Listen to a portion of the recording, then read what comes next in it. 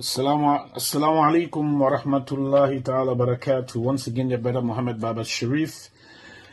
Today's presentation is entitled Toothless Bulldogs, Arab and Muslim Leaders. There is mountain of evidence to prove that these so-called Arab leaders and leaders of Muslim majority countries still maintain diplomatic, military, intelligence sharing, and economic ties with Israel despite Israel's atrocities, genocide, and ethnic cleansing of their Palestinian brothers and sisters, and now their innocent brothers and sisters in Lebanon, Syria, and Yemen.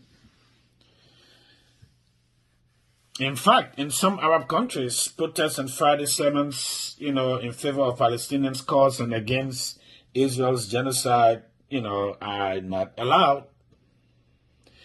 I mean, this level of hypocrisy and double standard and corruption and mischief by these treacherous Arab leaders and leaders of Muslim majority countries should not take us by surprise, especially in the wake of what the Almighty Allah has told us in the glorious Quran in chapter 2, verse 11 to 12 of Surah Al-Baqarah.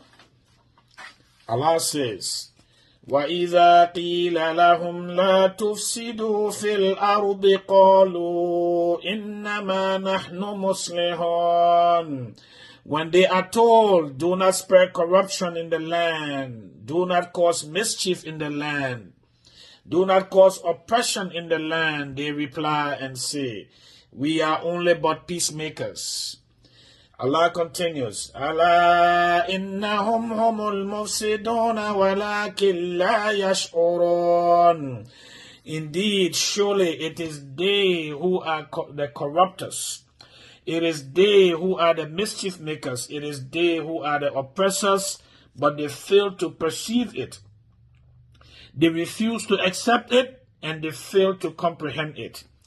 In another verse of the Quran, in the same chapter called Surah Al-Baqarah, chapter 2, verse 14 to 16, the Almighty Allah says, especially considering the attitude and behaviors of these Arab leaders and leaders of Muslim majority countries.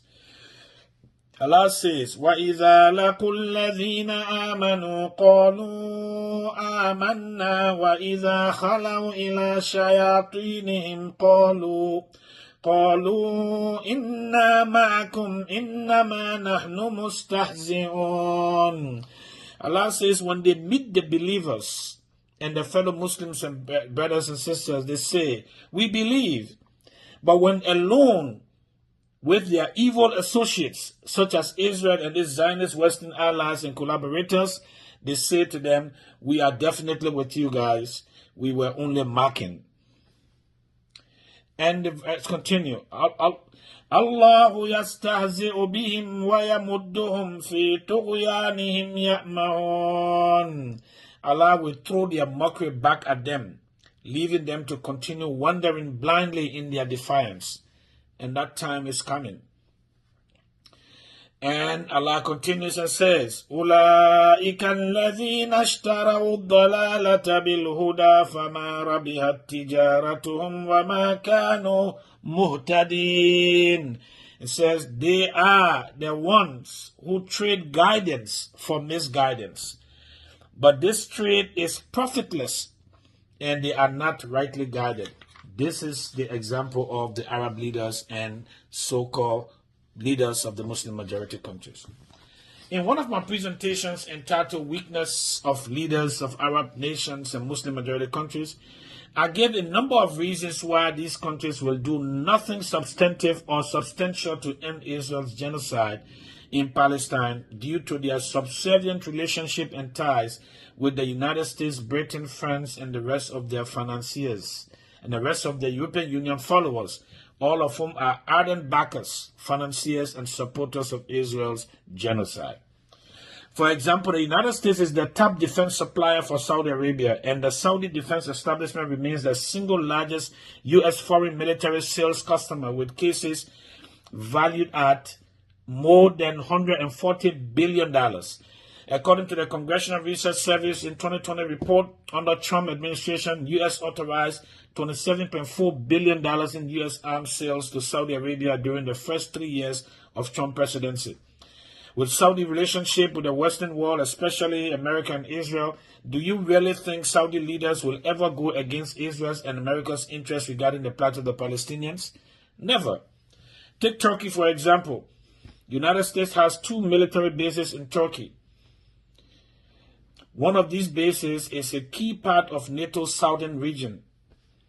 Over the last decade, the U.S. has provided Turkey with more than $100 million annually in aid, not including military assistance that is far higher. Besides, Turkey is Israel's 5th largest trade partner. Its exports to Israel was U.S. $7.3 billion during 2022, according to the UN Comtrade data based on international trade. Even though currently, due to the situation in Palestine, Israel-Turkish relationship or trade is now on a kind of a life support, hitting the bottom low. This is the kind of people we're dealing with and leaders of the Muslim world. How far do you think Turkey can go with protecting and defending the Palestinian cause? Take Qatar, for example. With all of the constructive role it is playing regarding the situation in Gaza, it still has its limitations as to how far it can go. This is because it is still under the influence of America, as Qatar has one of the largest U.S. military bases on its soil. But yet, Israel just bombed Qatar. It is called the Udeid Air Base, and it's one of 2 military bases southwest of Doha, Qatar, also known as the Abu Nakhla Airport.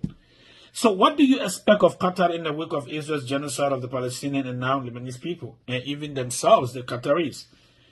Jordan, for example, the United States is Jordan's single largest provider of bilateral assistance, providing more than $6.5 billion in fiscal year 2021, including over $1.197 billion appropriated by the U.S. Congress to Jordan through USAID in the 2021 fiscal year budget, and $425 million in State Department foreign military financing funds for Jordan. So in the days since the attack, the U.S. has bolstered the defenses around Tower 22, which houses about 350 U.S. troops and sits near the demilitarized zone. Excuse me, on the border between Jordan and Syria. Do you expect Jordan to take any tough stance on Palestinian issue when it is literally a colony of America? Another example is the case of Egypt. Egypt will take no substantive action against Israel because of its dependence on the United States military and humanitarian aid assistance.